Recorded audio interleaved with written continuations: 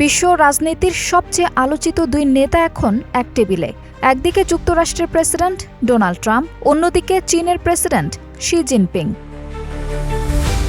বেইজিংয়ের great হল of the পিপলে শুরু হয়েছে বহুল প্রতীক্ষিত এই বৈঠক। বৃহস্পতিবার সকালে শুরু হওয়া এই বৈঠক ঘিরে তৈরি হয়েছে বৈশ্বিক কৌতূহল। কারণ বিশ্বের দুই বৃহৎ অর্থনীতির দেশের সম্পর্ক এখন পুরো বিশ্বের জন্যই গুরুত্বপূর্ণ।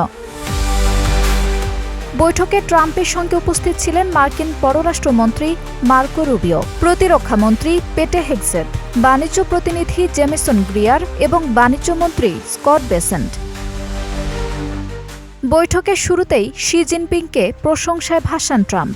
বলেন, যখনই কোনো সমস্যা হয়েছে আমরা দ্রুত সমাধান করেছি।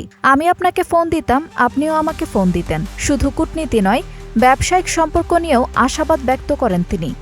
জানান, বিশ্বের সেরা ব্যবসায়ী প্রতিনিধিদের তিনি সঙ্গে করে এনেছেন শুধুমাত্র শি জিনপিংকে সম্মান জানাতে।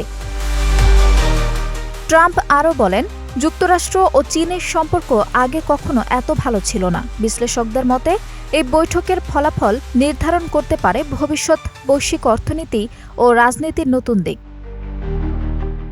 আঞ্জুম হক আরবি, টাইম নিউজ ডেস্ক।